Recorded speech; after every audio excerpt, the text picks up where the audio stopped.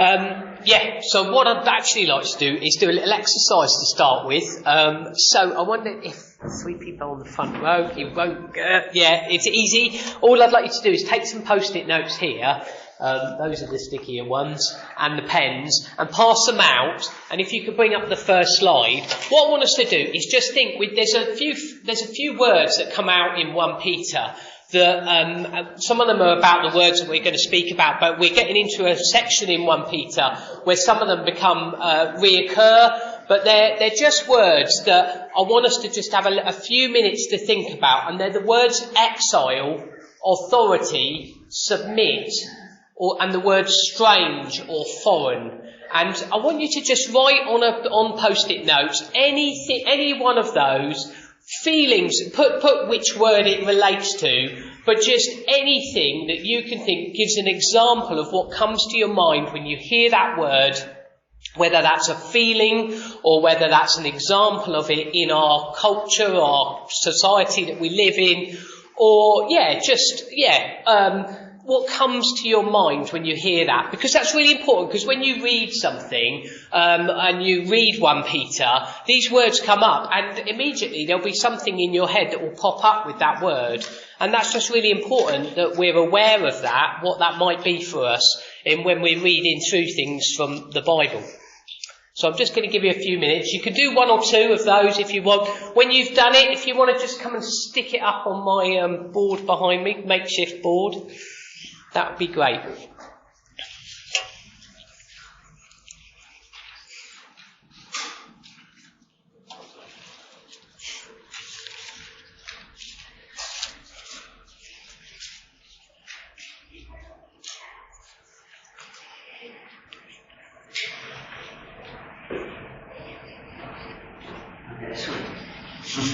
No sweets there, next door, mate. Wrong group.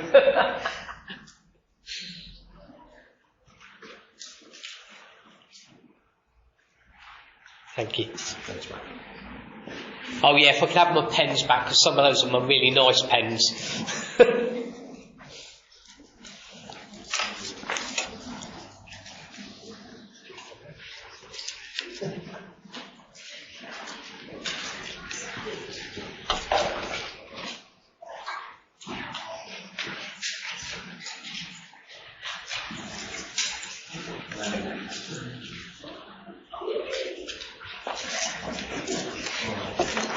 Thank you. Great stuff. I'm not going to be able to do all of these, but it's really helpful that we think about them. No, I know, they're all post-it notes. You know when you think you've seen hundreds of them in your house, then when you actually need them, you couldn't find them anywhere today. Going through everything I could find post-it notes.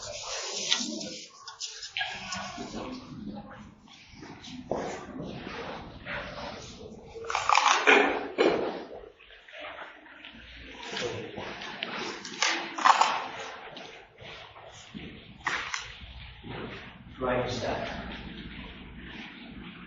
Like I said, part of it is for an exercise just to think, what comes to my mind when I read these words? What's the picture? And sometimes that's helpful because it is what it means, but sometimes it's also, let's just make sure that when we're reading it, that we're aware of that, and actually when we're reading it, we've got to remember this was written 2,000 years ago, and some of that, how's that look for them? Is it the same? Is it different? So it's just kind of helpful little exercise to start with. And these, as I say, these words come up a few times. The book 1 Peter, if you go on to the next slide, really is just to say who it's from, and to Reese's picture, which is now becoming very famous, of Peter over there, one of our events. So Peter, he was a follower of Jesus, and he describes himself as an apostle. He introduces the letter by saying, I'm an apostle of Jesus Christ. And he joined up with Jesus as a young man with a lot of beard growth going on at that time, and this is now rolling on 30 years. Jesus has, after 3 years of knowing Jesus, Jesus was killed and then came back to life. And Peter was a witness of all of that. But this is now 30 years on, and Peter has been spending his life planting churches, talking about Jesus and his experience and knowing what it is to walk and trust in him. And he's writing to churches, and it's actually the way it's described. He says this about the churches: they're God's elect.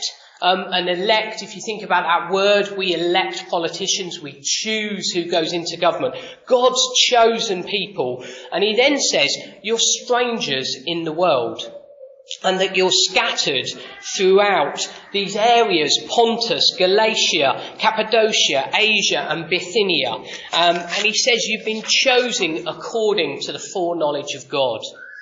So he's got this kind of two things going on identity-wise with these people. On the one hand, he's saying you've been picked, you have been chosen. And then at the same time, he's saying actually you're a random group across these kind of names that don't mean anything to me in terms of I've never heard of these places. And they weren't Rome. I've heard of Rome, but they weren't Rome. That's probably where Peter was writing from, almost certainly. But the places that he's writing to are just these scattered places. And there is this tension going on between these people in terms of how they're living now and who they really are. And we've been looking at, in the chapters that we've been looking at so far, we've been looking at it, what it means. And Jonathan mentioned something of it about we're these people, Christians that follow Jesus, are these new citizens of a new kingdom, Jesus' kingdom. And we're these living stones. And he's writing to them mainly because they're experiencing difficulties, and he wants to encourage them. And the type of difficulties they're experiencing is they're getting a lot of grief by the way they're living, and they're getting quite a lot of harassment. And they're probably quite fearful. And at times they're being shamed by the decisions that they're making. They step out from those around them, from the culture around them. And they're also possibly feeling a bit hopeless and a bit despairing. Is this ever going to end for them? And is it all worth it at any rate? So he wants to kind of remind them, because he wants them to be courageous, he wants them to be confident, purposeful and hopeful. And he says it's important to us, this letter, because life, I think, can feel pretty random at times. Like the places that I've ended up living feel quite random sometimes, and the people that I met in them also feel quite random. People that I'm in a church with sometimes feel quite random. And it's also hard when things don't work out. I was in a situation the other day where someone was just talking about wanting to have children, and that thought about that plan of their life was, this is how I imagined it. They were just talking about how they'd imagined it, and it wasn't quite working out how they had planned. So it all feels sometimes quite random and it's quite hard. And not only that, when you're then mistreated or you're misunderstood or you're treated unfairly, that just increases that sense. And that's what's going on for these people. But Peter, what he says to them is, I want you to think about this in a much deeper way, more seriously, more soberly. I want you to think about these things. See, nothing is really random if you're chosen. And nothing is pointless if God's got a purpose for your life. And nothing can be taken from you if you have an inheritance that is there for all eternity, promised for you. And Peter wants to remind them of this. But Peter's life is a reflection, I think, of his own life as well. Because this is 30 years down the line of him walking with Jesus. From his first time you meet Peter, when he first meets Jesus, he's a mess and he makes tons of mistakes and he blunders into situations. But here you see a man who has matured in walking with God. And actually, the stuff that he's writing to them about are his own life experiences. We can read his history and we see that he, by the lifestyle he chose, by the decisions he made, he so suffered. Peter's life of obedience is the hard proof of him of what he really believed. And in this letter, he continues this, and that's what we're going to look at today. What was it that Peter now wanted to say to them, having said, look, you're this new identity. Hold on to this in the midst of all the difficulties you're having. Hold on to this new identity, and this then is how you should live. So if we just bring up the passage. Dear friends, I urge you as foreigners and exiles to abstain from sinful desires, which wage war against your soul. Live such good lives among the pagans that though they accuse you of doing wrong, they may see your good deeds and glorify God on the day he visits us. Submit yourselves for the Lord's sake to every human authority, whether to the emperor as the supreme authority or to governors who are sent by him to punish those who do wrong and commend those who do right.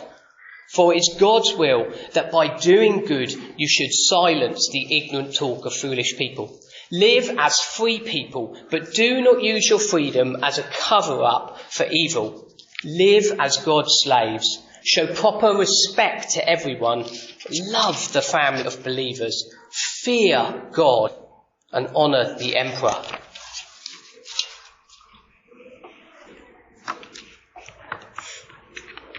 So Peter, he gets down nitty-gritty of how you're going to deal with life and what's going on for you. He gets down to that. And to be honest, there's a massive challenge in these verses, but there's also promise in them about where true freedom lies. So he starts here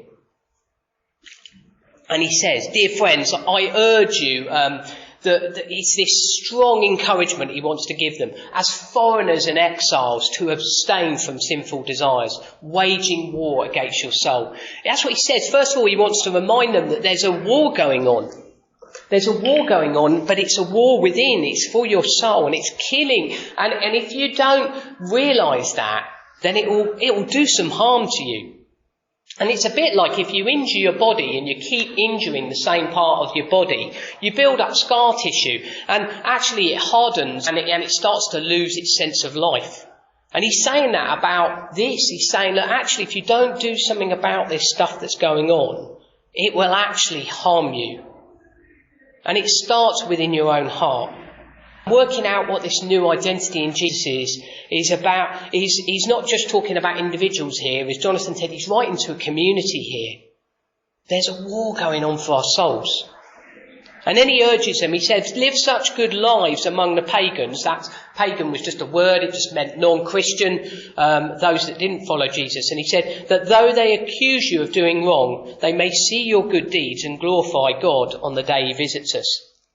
See, Peter's not ignorant of what's going on, the challenges they're facing. He knows people have wrongly accused them, treated them unjustly. He understands, he knows their intentions have been misunderstood, and he knows what all of that. And his own life, I said, is marked by similar experiences. Yet he says that he wants them to keep going in the goodness of what is the best kind of life, whatever the immediate cost. And he says your day-to-day battle for this waging war, this battle for our souls and the souls of everyone around us is actually in our day-to-day decisions and experiences.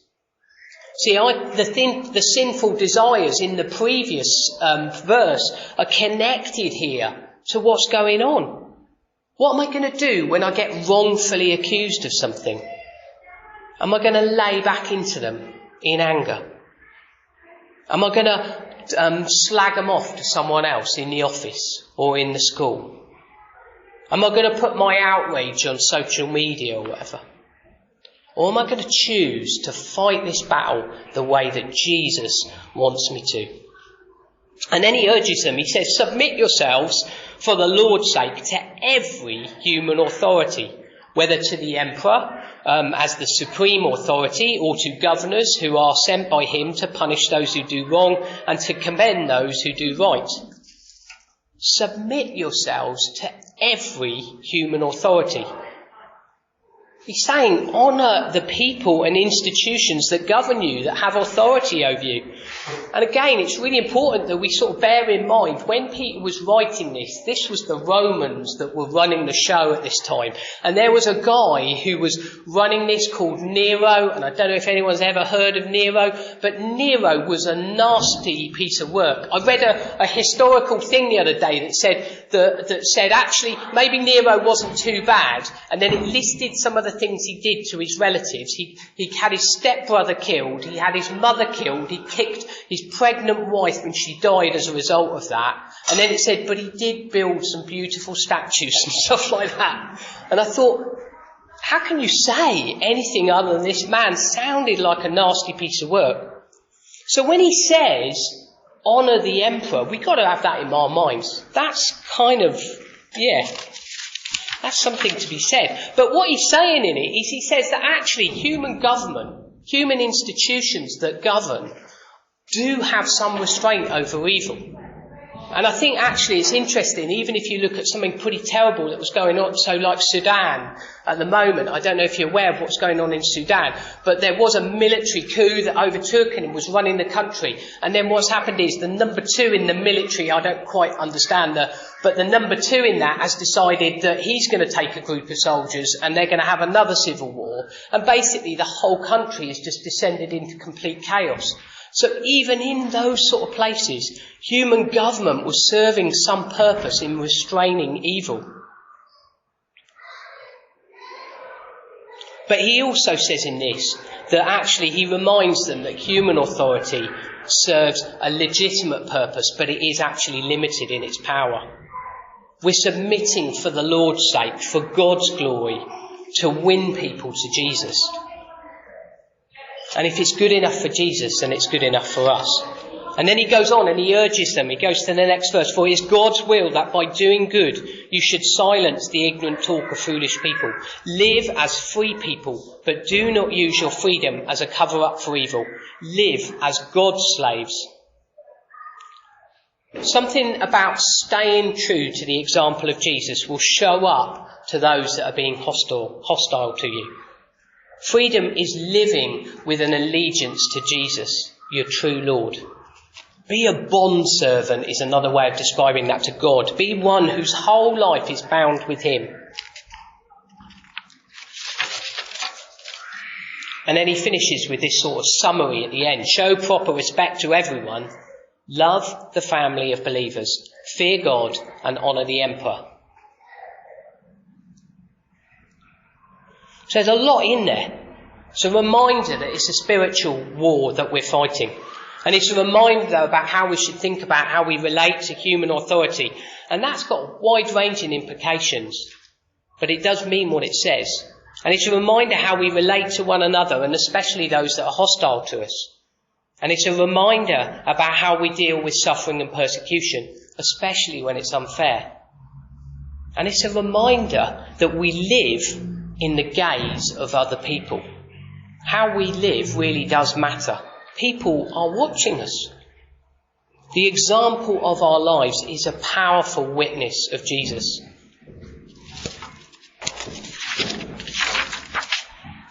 So today I just want to spend this last bit really just saying that actually I want to just tackle that word really about service and submission.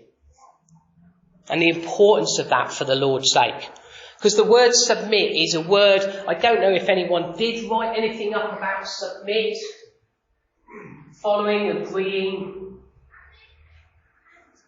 giving. That's interesting. Yeah. Because submit is an interesting word. Because the Christian life is one of humble service to others. And there's something about submitting actually that is giving in, that is giving yourself over to someone else. Sometimes it's about our own idolatry of self, about our own pride. There's something about that comes up against when we have to submit. And in Peter's time, that was kind of everywhere there were idols. So there were these statues everywhere. That was kind of common. But actually, in every culture and in every time, there is the greatest idol is now and me. I think Peter's encouraging us to live a different way. It's not about getting it now and getting it from me, but it's about putting our trust in him. Peter is a disciple of Jesus. And it really struck me, this is 30 years after his first encounters with Jesus. He really did learn from Jesus and put into practice what he learned. You see in these words of Peter, so much of what Jesus would say to people, has taught people. There's a moment in Jesus' life, where the night before he dies, he's had his last meal with his disciples, and Jesus strips himself down after the meal. He strips himself down, and then he gets down on his knees and he goes round and he starts washing his disciples' feet. And they are horrified by this. That is a thing that their Lord, their leader, does not do. And Peter, who is the spokesman for the group, he's always the one that sort of speaks up. He says, you can't do this to me. You're the boss. You're the one. You can't do it to me. And Jesus says, and he does it, and he explains, he says, I've got to do it, and he does it. And then he says, you call me teacher and Lord, and rightly so, for that is what I am. And now that I am your Lord and teacher, and have washed your feet, you also wash one another's feet. I've set you an example that you should do as I have done for you. And very truly I say to you, no servant is greater than his master, nor is a messenger greater than the one who sent him. Now that you know these things, you'll be blessed if you do them. And what I love about the story is Jesus gets down on his feet, he gets there and he does it. And then he gives the explanation. And this is what Peter's saying. Live your life in such a way that you will have authority to speak. Because actually people do recognise that. People need to see the walk before they listen to talk. And loving service really does draw people to the love of Jesus at the cross. See, immediately after these verses in chapter 2, Peter goes on to, if you bring up the next slide, Josiah, an interesting thing happens. He starts to go and identify particular groups. So he speaks to everyone, and then he speaks to two particular groups. And the groups he chooses are slaves and wives, married women. And then in the middle of them is the example of Jesus. And those two groups, they're feeling it in that society. They're already, everything, the power is, they haven't got the power in that society. So if you were a married woman in that society, you wouldn't have had the power. And if you were a slave, you wouldn't have had power. And he's making it seems odd that he should pick two groups that seemingly don't have anything. And then he's telling them about submission. And like I said, sometimes people have twisted this and said, well, that must mean that's something, there's something in that in terms of the order. But it's not about that. I think he's just recognising that actually he's picking these two groups because precisely that Jesus is in the middle of them and Jesus has given up everything. And even if you feel powerless and even if you feel like you've got nothing, Jesus has given you authority. Jesus has given you this new identity. And even you can choose how you submit. And choose how you live your life. And I think this is what Peter understood. Jesus in John 15, so a bit after when he's washed the feet, he says this, if the world hates you, this is Jesus speaking to Peter, 30 years before. If the world hates you, keep in mind that it hated me first. If you belong to the world, it would love you as its own. As it is, you don't belong to the world, but I've chosen you out of the world. That is why the world hates you. Remember what I told you. A servant is not greater than his master. Same again, what he said before. If they persecuted me, they will persecute you also. And if they obeyed my teaching, they'll obey yours also. Notice that our authority and our suffering both come with identifying with Jesus. We live our lives before people, whether we like it or not. And actually, we don't choose, some people say, are you being discipled by someone? But actually, we don't choose the people we disciple that much. People watch our lives. We're discipling them whether we like it or not. But what are they learning from our lives? And like I said, part of the reason why I think he chooses these two groups, the slaves and these married women, is because they were the least in that society. And he's not endorsing that. He's not saying that's okay. That's not what he's about. But actually, one of the reasons is there were an awful lot of those groups of people that were attracted to Jesus. And in the early church, there was an awful lot of them. And he doesn't say to them, you need to resist, you need to rebel, you need to stand up for yourselves, you need to be outraged by the things that are going on. But the problem is, you see, with outrage, it can often just lead to rage, can't it? Uncontrolled and disconnected from the Spirit of God. Rage makes us blind, it's unable to see the value in other people. And Peter would have felt the outrage of the injustices he saw, and none more so than he saw his best friend get crucified on a cross. But he had the long view of justice and mercy of God, and he was confident in God's way.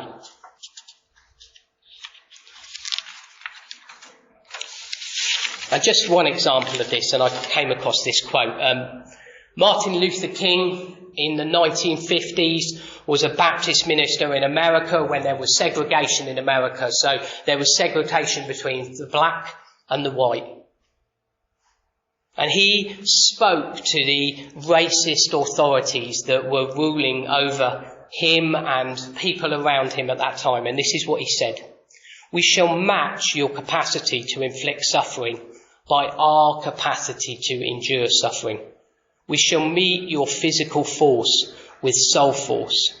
Do to us what you will, and we shall continue to love you. Throw us in jail, and we will still love you. Send your hooded perpetrators of violence into our community at the midnight hour and beat us and leave us half dead, and we will still love you. But be ye assured that we will wear you down by our capacity to suffer. One day we shall win our freedom, but not only for ourselves.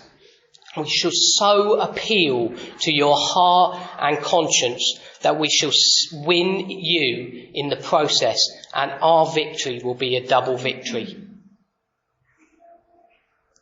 See, that quote, I think Martin Luther King understood these verses. As Christians, we're called to serve, to love, and to suffer wherever we find ourselves, that others may be won to Jesus. Their eternal future, the battle for their souls, must be in our thoughts.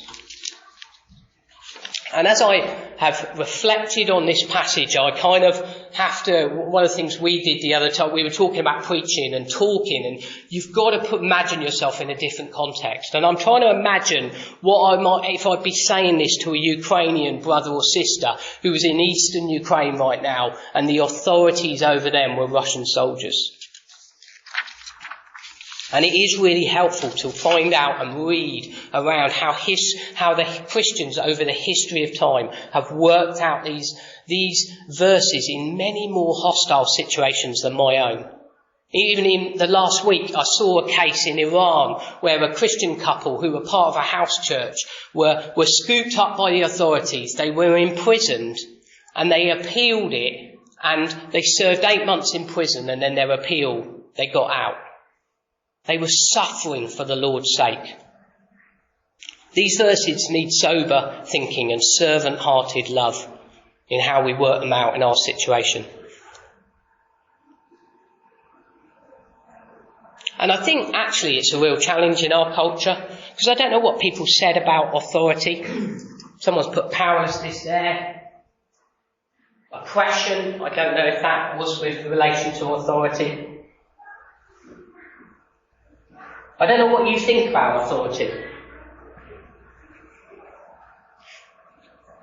I think most of us, probably in ours, we're quite sceptical about something. We're quite disappointed perhaps in some of our leaders at times, institutions that let us down. We've seen all the stuff that's gone on with the police. And we probably learned to distrust authority and to rebel against it. I mean, you can imagine, can't you? I looked it up. You can imagine seeing a T-shirt that says rebel on it, just slapped across it. There'll be hundreds of those. You find one that says submit or serve. It's just not there. See, the idols of me and now are really clear in our culture. And I think submission is really tested when it costs us. I've met plenty of people that have said that I submit to authority, but actually one of the words there was when I agree with it. And that's the difficulty, isn't it? Because actually submission is something other than that. Lockdown rules were a really good example, weren't they? Quite a small one. But actually the number of conversations I had with people that said, oh yeah, I didn't quite stick to the rules or whatever, and the reason was I had a good reason for slightly breaking the rules or whatever, and we all did it. So we need to be careful that we don't mistake agreeing with what's going on here. Submission, like service, is going to cost us. Firstly, pride, our demand for our rights. It's easy to go under the radar and serve, but actually and submit, but actually in our hearts there's resentment and there's not love there. And as I say, I think this really is a warfare for the soul, because I think serving's a real challenge.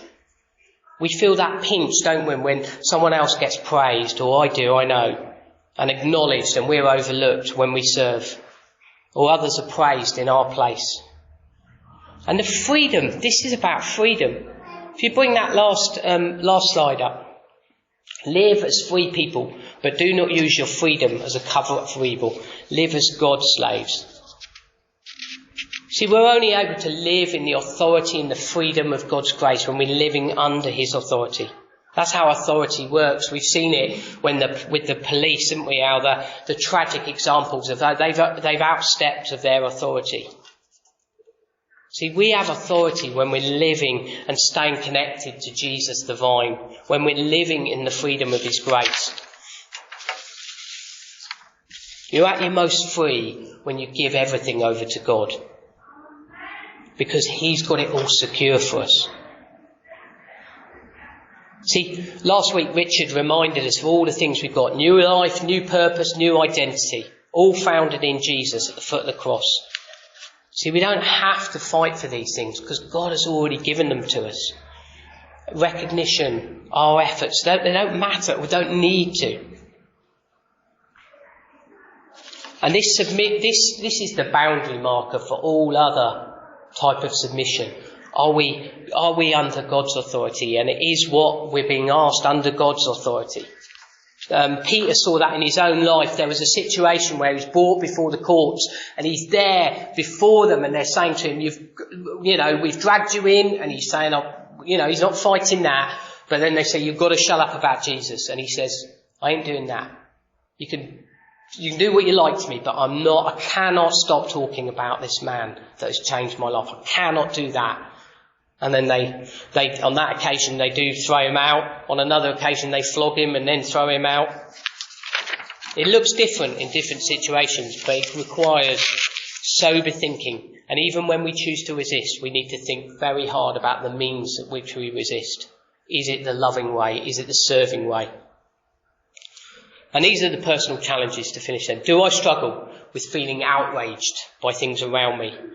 See, I say outrage is a real biggie, because when you sin, when you feel angry, it's really easy to be angry at things and feel that you're being faithful to God at the same time sometimes. That's terrible that's going on, and feel that I'm somehow being loyal to God. But actually, outrage, we need to think hard about our outrage.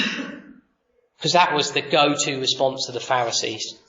What does loving service look like in the face of outrage? Therese recommended this most wonderful, challenging book a few years ago. I don't know if you remember it, Unoffendable. Do you remember that book? If you want to read a book that's going to challenge you on how you deal with anger and your own sense of being offended or whatever, read that book. Yeah. And the other thing is I want to just turn up the volume a bit on submission looks like in my life. We're incredibly fortunate that we've got real legitimate means to protest, and I know there's all sorts of things going on now about the rights to protest, but actually we've got real legitimate means to make, to make our voice heard. Not every society has that, but what occurred to me is, am I serving my own interests with using that? So I remember, really struck me, I lived on a street and they suddenly wanted to change the parking restrictions on the street, right? I've never seen the neighbours before that. They wanted to change the parking restrictions. The whole neighbourhood went up. There were like meetings about it. There was writing letters. You just suddenly saw this whole community come alive. There was a housing estate not 200 yards from our place with loads of youth that were struggling, that were disillusioned or whatever. We spent all of the energy on that. We didn't give a stuff about that. So where are we getting, making our voice? Are we doing it for the voiceless? Are we getting our hands dirty and doing some foot washing? Whose feet did I wash in the last week? And the other thing was just to say, do I pray for those over authority over me? There's a verse in 1 Timothy that talks about that. Pray for those. And the challenge for me is, am I praying for them as much as I'm protesting them and as much as I'm complaining and moaning about them? And I knew I fell short on that one. And each situation, I said, these verses, they require some really serious thinking. That if you look through the Bible, there's a situation where Moses in the Bible, he ran away. There's another situation where Moses stood his ground. Daniel, he was a guy who served his masters in a foreign land. And there was another time when he said, I can't bow the knee at that though. Peter, he escaped from a prison cell when he got the opportunity. But Paul, he sat and waited in the prison cell for the jailer and led them all to Jesus. Peter stood for a flogging and Paul ran for his life from a city where he was getting beaten up. This serving, this submission, I heard a phrase say, it has ripples. I think about all the things we do as a community, the serving events that we do, or the times that we've served and loved one another, what we did last week, but it has ripples. It has ripples in our workplaces and in our families, in our schools. People are watching our lives and they're looking to find Jesus. Is that who they'll find? I'll finish with Colossians 3:23, and it says this. Whatever you do, work at it with all of your heart, as working for the Lord and not for human masters, since that you know that you will receive an inheritance from the Lord as a reward. It is the Lord Jesus Christ that you are serving.